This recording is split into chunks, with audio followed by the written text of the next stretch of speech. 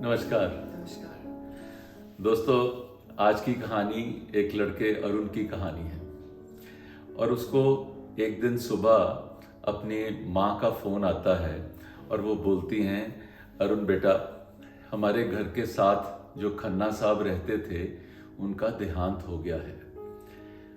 तो अरुण पूछता है, मामा कौन से खन्ना अंकल?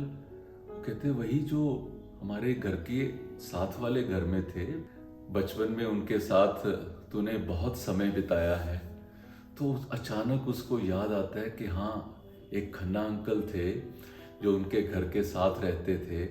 उनसे उन्होंने कारपेंट्री भी सीखी, उनसे अरुण ने इलेक्ट्रिक का काम करना भी सीखा। उन्होंने कई कहानियाँ भी उसको बचपन में सुनाई और अपनी बहुत जो उसकी पुरानी यादें खन्ना अंकल की वो ताज़ा हो गई। अरुण की मदर ने उसे कहा कि बेटा, जब बहुत साल पहले तुम छोटे से थे, तुम्हारे पापा की डेथ हुई थी। उसके बाद खन्ना अंकल ने बहुत कोशिश की कि तुम्हें पिता के ना होने की कमी ना महसूस हो, और इसीलिए वो तुम्हारे साथ बहुत टाइम स्पेंड करते थे। शाम को तुम्हारे साथ क्रिकेट खेलते थे, कभी तुम्हारे साथ बैठ के होमवर्क भी करवाते थे। तो मैं चाहती हूँ कि तुम उनके फ्यूनरल के लिए आओ। तुम आ पाओगे क्या? तो अरुण ने कहा कि ठीक है मम्मा, मैं पहुँच जाऊँगा। अरुण अगले दिन की फ़्लाइट लेकर पहुँच गया और उसने अपनी माँ के साथ खन्ना अंकल का फ्यूनरल अटेंड किया।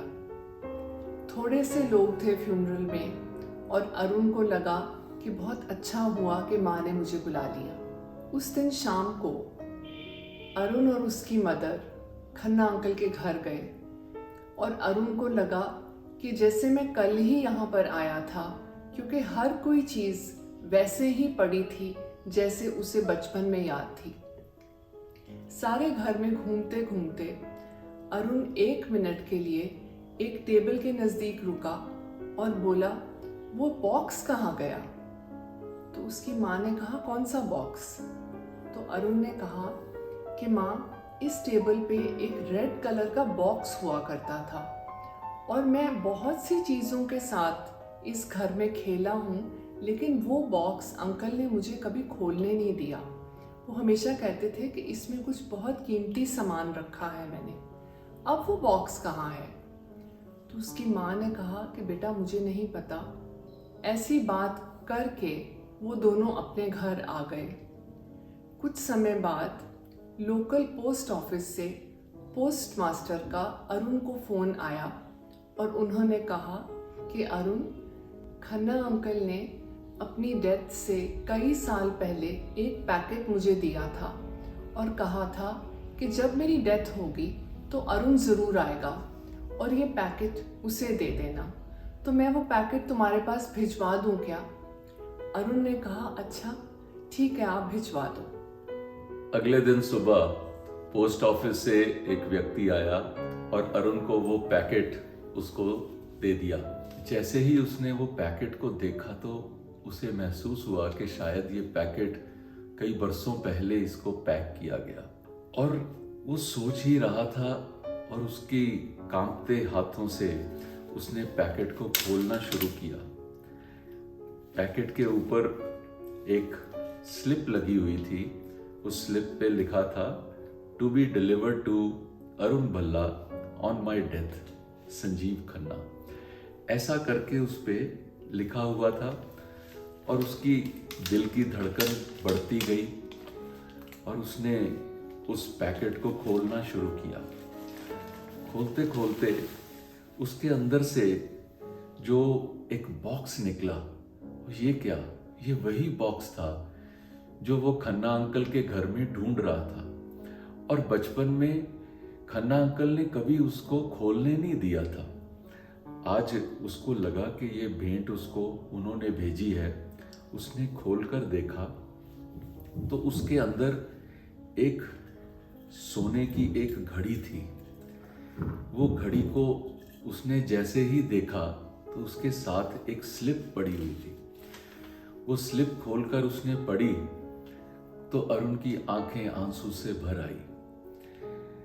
उस पे लिखा था, thank you Arun for your time, God bless you. Sanjeev Khanna. Khanna साहब ने वो समय को याद करते हुए उसको वो घड़ी उसको भेंट करी थी। अरुण को रियलाइज हुआ कि सबसे ज़्यादा प्रेशियस खन्ना अंकल ने उसके टाइम को समझा।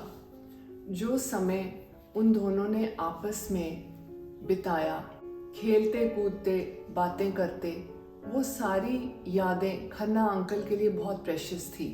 और इस चीज़ का एहसास अरुण को एकदम से हुआ। अरुण ने उसी समय फ़ोन उठाकर अपने सेक्रेटरी को फ़ोन किया और बोला, आंचल अगले 2 दिन की सारी अपॉइंटमेंट्स कैंसिल कर दो, मुझे अगले 2 दिन सिर्फ अपने बच्चों के साथ बिताने हैं। फ़ोन बंद करने से पहले अरुण ने कहा, आंचल सुनो, thank you for your time. शायद इस भाग दौड़ की दुनिया में हम अपनों के साथ समय बिताना भूल जाते हैं, लेकिन जब कोई व्यक्ति चला जाता है तो हमें उसके साथ बिताए हुए वो सुनहरे पल याद आते हैं।